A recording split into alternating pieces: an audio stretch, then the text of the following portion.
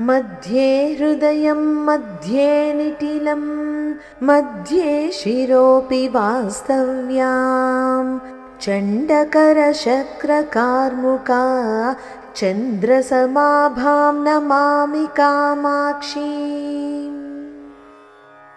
मध्ये हृदयं मध्ये निटिलं मध्ये शिरोऽपि वास्तव्यां चण्डकर शक्र कार्मुक चन्द्रसमाभां నమామి కామాక్షీం।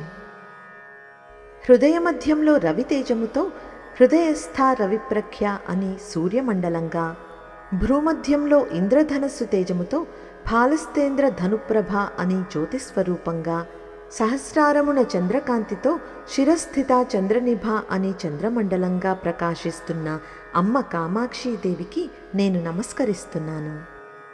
ఇప్పుడు మరొక్కసారి శ్లోకాన్ని చదువుకుందాం।